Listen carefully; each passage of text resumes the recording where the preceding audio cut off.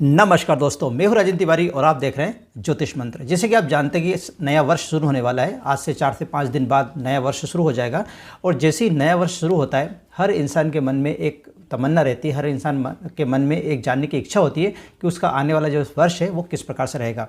यानी कि आने वाला जो वर्ष रहेगा वो किस प्रकार से रहेगा, क्या कोई परेशानी उसमें आएगी, क्या कुछ अच्छी खबर उसमें मिलने वाली, इस प्रकार की जिज्ञासा हर इंसान के मन में रहती है। और ये जो राशिफल है मैं कुल मिला के 8 बिंदुओं पर आपको बताने वाला हूँ।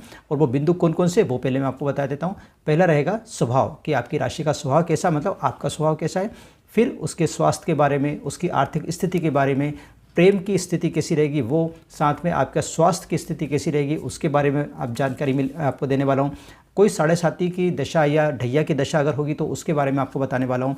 परीक्षाओं से संबंधित चीज़ें जो है वो आपको बताने वाला हूँ, उपाय आपको बताने वाला हूँ। तो इस प्रकार से बहुत सारे जो कुल मिला के 8 बिंदु है उनके ऊपर हम चर्चा करने वाले हैं, या कह सकते हैं उनके ऊपर मैं आपको आपका वार्षिक राशिफल बताने वाला हूँ।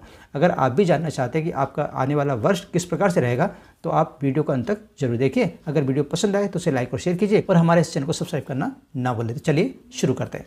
तो इस वीडियो में हम बात करने वाले हैं राशि चक्र की चौथी राशि यानी कर्क राशि की। कर्क राशि वाले लोगों का ये जो साल है यानी 2025 है वो किस प्रकार से बीतने वाला है। तो कर्क राशि के पहले स्वभाव की बात कर लेते हैं कि कर्क राशि वाले लोगों का स्वभाव किस प्रकार का होता है आमतौर पर। तो कर्क राशि के लोग बहुत भावुक होते हैं और दूसरों के जीवन से बहुत मतलब रखते हैं। इस राशि के लोगों को अपने जन्म स्थान से काफ़ी लगाव रहता है। चंद्रमा की वजह से इन्हें स्थान परिवर्तन करते रहना पड़ता है, यानी चंद्रमा के प्रभाव के कारण इनके बार बार जो इनका रहने का है वो बदलना पड़ता है। कभी इस शहर में तो कभी उस शहर में, या शहर में भी है एक शहर में तो भी अलग अलग जगह पर इनको रहना पड़ता है। स्वभाव में दृढ़ता होती है, साथ में दुर्बलता भी रहती है, यानी कि स्वभाव से दृढ़ भी होते हैं और साथ में दुर्बल भी होते हैं। उनकी मन स्थिति परिवर्तनशील होती है, यानी कि इनकी जो मानसिक स्थिति है वो हमेशा बदलती रहती है, परिवर्तनशील रहती है। कर्क राशि वाले जातक अपनी शर्तों पर चलते हैं और सज्जनता और विनम्रता का प्रदर्शन करते रहते हैं, यानी एक सज्जन भी होते हैं, विनम्र भी होते हैं और कोई भी काम अपनी शर्तों पर करना पसंद करते हैं। तो चलिए बात कर लेते हैं कि कर्क राशि वाले लोगों का ये साल करियर के हिसाब से, व्यवसाय के हिसाब से, काम धंधे के हिसाब से, नौकरी के हिसाब से कैसा रहने वाला है। तो कार्य व्यवसाय की दृष्टि से वर्ष का आरंभ उत्तम रहेगा। वर्ष की शुरुआत में सप्तम स्थान पर गुरु ग्रह की दृष्टि प्रभाव से आपका व्यापार में उन्नति होगी। अनुभवी लोगों की सलाह को जरूर लेनी चाहिए। जब तक आप अनुभवी लोगों की सलाह नहीं लेंगे हो सकता है आपके कामों में उतनी सफलता आपको ना मिले। व्यापार में आपको भाइयों का सहयोग भी प्राप्त होगा। नौकरी पेशा व्यक्तियों के लिए एकादश स्थान के गुरु कुछ लाभ और प्रमोशन की संभावना निश्चित रूप से बढ़ाएंगे। यानी अगर आप एक नौकरी पेशा लोग हैं यानी कहीं पर नौकरी करते हैं तो हो सकता है आपका प्रमोशन इस साल हो जाए। शनि का गोचर मार्च तक आपकी राशि से अष्टम भाव पर बना रहेगा। शनि की अष्टम ढैया के प्रभाव से आप मार्च में मुक्त हो जाएंगे, यानी कि जो आपके ऊपर ढैया चल रहा है शनि का वो मार्च के बाद वो संपन्न हो जाएगा और आप उससे निश्चिंत हो जाएंगे। इसलिए मार्च तक का जो समय है इसमें आपको विशेष रूप से कार्य क्षेत्र में और नौकरी में कुछ सावधानी बरतनी चाहिए। यानी कि शनि की ढैया चल रही है, इस कारण से आपको मार्च तक शांत बैठना है, उसके बाद ही कोई निर्णय आपको लेना चाहिए। अपने काम में लापरवाही आपको बिल्कुल नहीं बरतना है, अन्यथा आपको इसका प्रभाव गलत तरीके से या अपने करियर में आपको विपरीत परिस्थिति में पड़ सकता है, यानी कि आपकी परेशानी उत्पन्न कर सकता है अगर आपने लापरवाही बरती तो। वर्ष के मध्य के पश्चात देवगुरु बृहस्पति का गोचर आपकी राशि से तो इसलिए कार्य क्षेत्र में कुछ बाहरी संबंध तो बनेंगे किंतु आर्थिक रूप से नुकसान की संभावना बन सकती है। इसलिए इस बात का आपको विशेष ध्यान रखना है कि कोई ऐसे संबंध ना बने जिसके कारण आपको आर्थिक नुकसान उठाना पड़े। वर्ष के मध्य के पश्चात राहु का गोचर भी अष्टम भाव पर रहेगा, इसलिए कुछ आकस्मिक लाभ की संभावना बनी रहेगी। नौकरी पेशा व्यक्तियों का स्थानांतरण का योग भी इस वर्ष मध्य के पश्चात बनेगा, यानी कि अगर हो सकता है कि 6 महीने के बाद कोई ऐसा अवसर आपको मिले जिससे आपको नौकरी छोड़नी पड़े और दूसरी नौकरी मिल सके, यानी स्थान परिवर्तन। चलिए हम बात कर लेते हैं कि कर्क राशि वालों का पारिवारिक स्थिति कैसी रहने वाली है, परिवार में किस प्रकार के सामंजस्य बने रहेगा, ये अपने को देखना है। तो पारिवारिक दृष्टि से वर्ष का आरंभ अनुकूल रहेगा। व्यावसायिक व्यवस्था के कारण आप अपने परिजनों को अधिक समय तो नहीं दे पाएंगे, परंतु आपके परिवार में सुख शांति का वातावरण जो है वो बना रहेगा। आपके भाइयों का सहयोग भी आपको विशेष रूप से मिलता रहेगा। संतान की दृष्टि से वर्ष का प्रारंभ अनुकूल रहेगा। पंचम स्थान पर गुरु ग्रह की दृष्टि से आपके बच्चों की उन्नति होगी। यदि आपके बच्चे विवाह के योग्य हैं तो उनका विवाह वर्ष के मध्य तक निश्चित रूप से हो ही जाएगा। आपकी संतान अपने बौद्धिक बल से अपने लक्ष्य को जरूर प्राप्त करेगी। उनकी शिक्षा में सुधार भी होगा। नवविवाहित व्यक्तियों को संतान रत्न की प्राप्ति भी वर्ष के मध्य तक हो सकती है। यदि देखा जाए ओवरऑल तो पारिवारिक दृष्टिकोण से आपका ये वर्ष बहुत अच्छा जाने वाला है। आपकी संतान के अनुसार देखा जाए तो भी आपकी संतान के लिए बहुत अच्छा जो समय है, बहुत अच्छा वर्ष ये बीतने वाला है।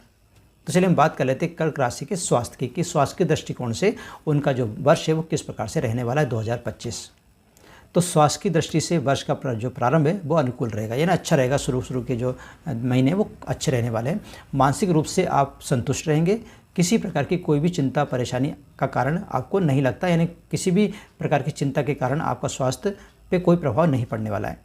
आप अपने शरीर को स्वस्थ रखने के लिए संतुलित आहार एवं नियमित व्यायाम करते रहेंगे। यानी अगर आप अपने शरीर को स्वस्थ रखना चाहते हैं तो आपको आहार की भी ध्यान रखना पड़ेगा, खान पान का भी ध्यान रखना पड़ेगा, साथ में आपको व्यायाम भी करते रहना पड़ेगा। वर्ष के मध्य के पश्चात देवगुरु बृहस्पति का गोचर आपकी राशि से 12वें और राहु का गोचर अष्टम भाव में होने से स्वास्थ्य की स्थितियां कुछ प्रतिकूल हो सकती है। यानी ये जो पीरियड रहेगा उसमें ज़रूर आपके स्वास्थ्य पे थोड़ी सी दिक्कत आ सकती है, लेकिन अगर आपने खान पान पर नियंत्रण रखा तो ये भी परेशानी आपकी खत्म हो जाएगी। राहु के गोचर अष्टम भाव में होने की वजह से किसी नई बीमारी के शिकार आप हो सकते हैं, इसलिए सावधानी बनाकर आपको चलना चाहिए। और ध्यान रहे आपको लगातार चिकित्सीय परामर्श भी लेते रहना है, यानी कि हर 3 महीने में, 6 महीने में, 4 महीने में आपको अपने डॉक्टर को जरूर दिखाना चाहिए, किसी बड़ी परेशानी ना हो इसलिए। अब जान लेते हैं कि कर्क राशि वाले लोगों का आर्थिक स्थिति इस साल किस प्रकार से रहने वाली है, यानी वर्ष 2025 आर्थिक दृष्टिकोण से किस प्रकार से रहने वाला है, अब ये जान लेते हैं। तो आर्थिक दृष्टि से वर्ष का जो प्रारंभ है वो उत्तम रहेगा। धनागम में निरंतरता बनी रहेगी। आर्थिक स्थिति को सुदृढ़ करने में आपके भाइयों का भी पूर्ण सहयोग रहेगा। वर्ष के मध्य तक एकादश स्थान में गुरु आपके लिए लाभ के कुछ नए अवसर बनाते हैं, यानी कि जो वर्ष का मध्य है तक आपके जो एकादश भाव का जो गुरु है वो अच्छी स्थिति आपको दे सकते हैं। फरवरी में देवगुरु बृहस्पति का मार्गी होना आपके लिए लाभदायक रहेगा। वर्ष के मध्य के पश्चात आपकी राशि से 12वें भाव में गुरु धन के निवेश के मामले में विशेष रूप से सावधानी बरतने के संकेत देता है।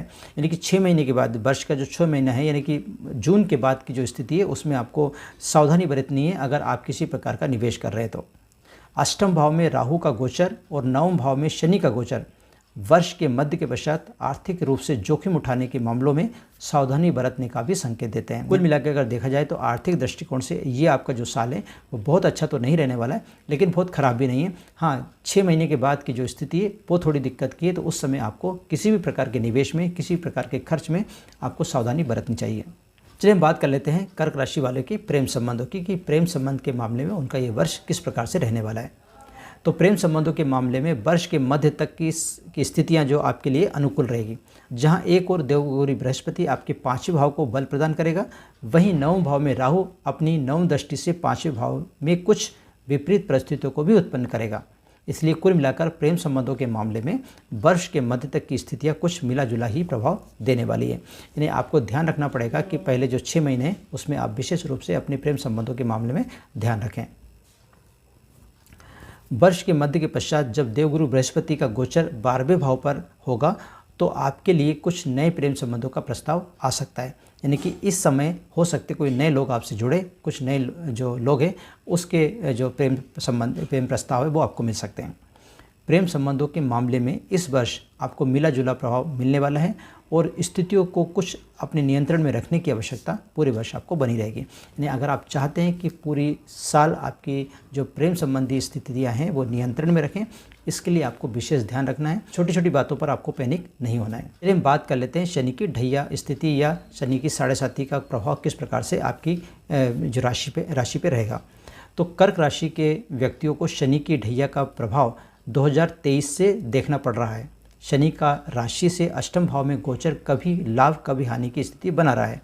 कभी मानसिक तनाव, कभी शारीरिक स्वास्थ्य की हानि, इस तरीके से के संकेत आपको मिल रहे होंगे।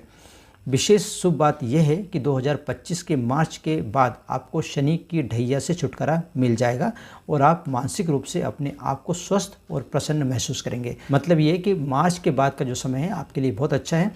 शुरू के जो 3 महीने हैं, शुरू के जो 2-2.5 महीने हैं, उसी में आपको परेशानी रहेगी। इसके बाद मार्च से आपका समय यानी कि आपके ऊपर जो शनि की ढैया चल रही है वो समाप्त हो जाएगी और आप मानसिक रूप से स्वस्थ हो जाएंगे। चलिए हम बात कर लेते हैं उपायों की कि कौन से उपाय करके आप अपना जो वर्ष है बहुत अच्छे से बिता सकते हैं, आने वाली परेशानियों से आप मुक्त हो सकते हैं। तो वर्ष की शुरुआत भगवान शिव का अभिषेक करके करें। पीली वस्तु में जैसे केला, बेसन की मिठाई, इस प्रकार की जो भी पीली वस्तु हैं आप उसको मंदिर में दान करें। गुरुवार का व्रत रखें और दुर्गा चालीसा का पाठ आपको पूरे वर्ष करना चाहिए, जिससे कि आपको किसी प्रकार की परेशानी नहीं होगी। अभी आपने इस वीडियो में जाना कि कर्क राशि वाले लोगों का जो साल है, जो वर्ष है 2025, वो किस प्रकार से बीतेगा।